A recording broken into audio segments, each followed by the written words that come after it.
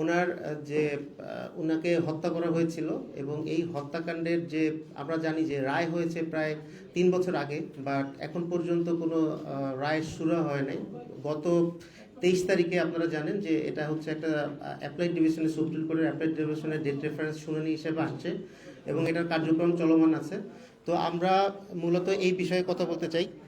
তো প্রথমে আপনারা জানেন যে গত 2020 সালের 31শে জুলাই আমাদের ভাই শহীদ মেজর সিনহাকে নির্মমভাবে তৎকালীন পুলিশের টেকনাফ থানার ওসি প্রদীপ এবং ইন্সপেক্টর লিয়াকত সহ তাদের যে সাঙ্গভঙ্গ ছিল তারা নির্মমভাবে হত্যা করে।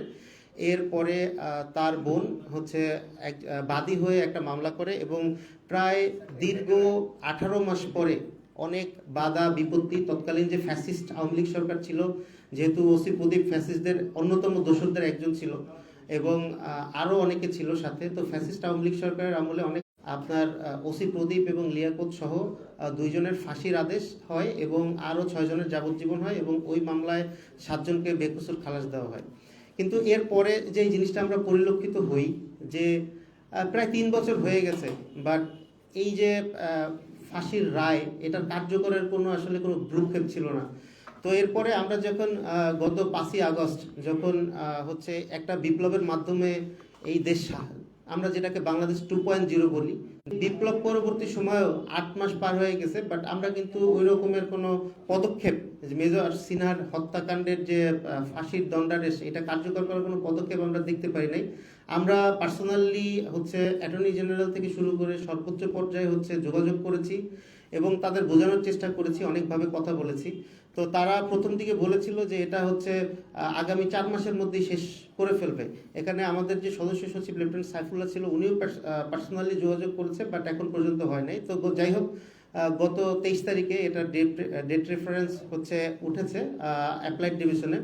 তো যেহেতু এটা তো আমরা চাই যে এই অ্যাপ্লাইড ডিভিশনের যে কার্যক্রমটা আছে এটা অতি দ্রুত যদি সম্ভব হয় আগামী 15 দিনের মধ্যে অ্যাপ্লাইড ডিভিশনের যে কার্যক্রম সেই কার্যক্রমটা শেষ করে, এবং আমরা বিশ্বাস করি এবং আমরা আশা করি এটা শুধু আমাদের চাওয়া না, এটা গণমানুষের চাওয়া যে এই যে ফাঁসির রায় আছে ওসি প্রদীপ এবং লিয়াকতের, এই ফাঁসির রায়টা যারা মাননীয় বিচারপতিরা আছেন তারা হচ্ছে বহালি রাখবেন। এবং আমাদের দাবি হচ্ছে যে এই যে ফাঁসির রায়টা আছে এটা যদি অ্যাপেলেট ডিভিশন থেকে ফাঁসির রায়টা হয়, তো যেটা যদি বহাল থাকে, তো এই রায় দেওয়ার 7 দিনের মাথায় ওসি প্রদীপ এবং লিয়াকতের ফাঁসির যে দণ্ডাদেশ এই দণ্ডাদেশটা হচ্ছে কার্যকর করতে হবে। আমরা একটা বৈষম্যমুক্ত বাংলাদেশ চাই, আমরা এমন একটা বাংলাদেশ চাই যেই বাংলাদেশে আসলে কোনো বৈষম্য থাকবে না, প্রত্যেকটা বিচার প্রত্যেকটা সব কিছুর বিচার সুষ্ঠুভাবে কার্যকর হবে। এছাড়াও আমরা এখানে শুধুমাত্র যেহেতু মেজর সিনহা আমাদের অর্গানাইজেশন, আপনারা জানেন আমাদের অর্গানাইজেশনটা হচ্ছে সামরিক এবং আধা সামরিক বাহিনীর সদস্য প্লাস অফিসারদের নিয়ে গড়া। তো সেহেতু আমরা হয়তো মেজর সিনহা নিয়ে কথা বলছি, বাট আমরা শুধু মেজর সিনহা স্যারের মধ্যেই হচ্ছে থাকতে চাই না। আমরা বাংলাদেশের যতগুলা হত্যাকাণ্ড আছে, আপনি বলতে পারেন যে কিছুদিন আগে আমাদের বোন আসিয়াকে নির্মমভাবে হত্যা করা হয়েছে, পারভেজকে নির্মমভাবে হত্যা করা হয়েছে। এছাড়া আপনারা দেখেছেন যে ঢাকা বিশ্ববিদ্যালয়ে একটা মব ক্রিয়েট করে তোফাজ্জল নামক একটা নিরীহ মানুষকে হত্যা করা হয়েছে। এই প্রত্যেকটা হত্যাকাণ্ডের নিন্দা আমাদের পক্ষ থেকে জানাই। শুধু নিন্দাই না, আমরা আপনাদের বলতে চাই যে প্রত্যেকটা হত্যাকাণ্ডের যে বিচারিক প্রক্রিয়া চলমান আছে সেই বিচারিক প্রক্রিয়ায় আমাদের চোখ রয়েছে এবং আমরা চেষ্টা করব আমাদের অ্যাসোসিয়েশনের পক্ষ থেকে প্রত্যেকটা হত্যাকাণ্ড যাতে সর্বোচ্চ শাস্তি হচ্ছে দেয় সেই দাবি এবং চেষ্টা আমাদের অর্গানাইজেশনের পক্ষ থেকে থাকবে। এছাড়া আমরা একটা জিনিস বলতে চাই যে এই 24 পরবর্তী বাংলাদেশে ইন্টেরিয়র গভর্নমেন্ট যেটা আছে ওনাদের কার্যক্রম অনেক প্রশংসিত, তারা অনেক ক্ষেত্রে অনেক ভালো কাজ করছে যেটা জনগণের কাছে অ্যাকসেপ্টেড। বাট একটা জায়গায় আমরা বেশ দুর্বলতা পরিলক্ষিত হচ্ছি, সেটা হচ্ছে আইন এবং সংসদ বিষয়ক আইন মন্ত্রণালয় যেটাকে আমরা বলি, যেটার উপদেষ্টা হচ্ছে ডক্টর আসিফ নজরুল। আমরা আপনাদের মাধ্যমে ওনাকে সাবধান করতে চাই যে আপনি সাবধান হয়ে যান।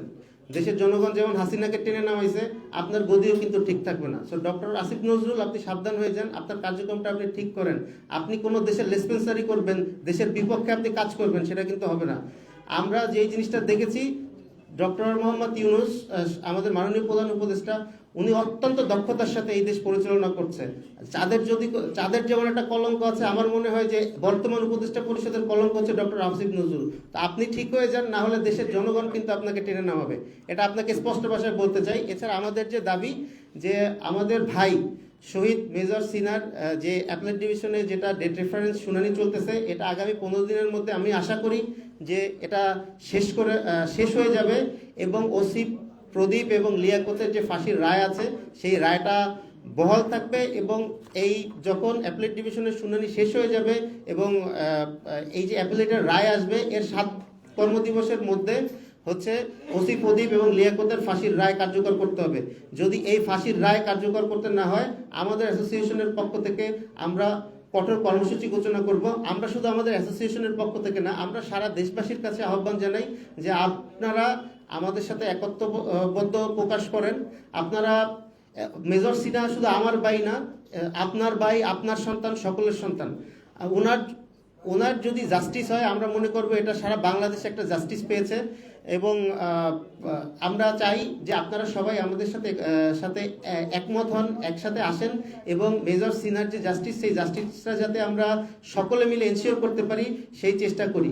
এরপরে আমরা যদি আমাদের যে দাবি, এই দাবিগুলো যদি পালন না হয়, পরবর্তীতে আমরা যেই কর্মসূচি দিব, সেই কর্মসূচিতে আমরা চাই আমাদের সাথে যাতে সকল দেশবাসী থাকে। এবং সর্বশেষ যেই জিনিস আমরা বলতে চাই, সেটা হচ্ছে ডক্টর আসিফ নজরুল, আপনি বাংলাদেশের পক্ষে কাজ করেন। আপনি এমন কোনো কাজ করবেন না যেটা দেশের স্বার্থ বিরোধী হয়ে যায়। দেশের জনগণ এটাকে ছাড় দিবে না। ধন্যবাদ। আচ্ছা, এখন যদি আমরা আমাদের অফিসিয়াল বিবৃতি শেষ করেছি, যদি আপনাদের কোনো কোশ্চেন সেশন থাকে, সেটা হচ্ছে আপনারা দিতে পারেন।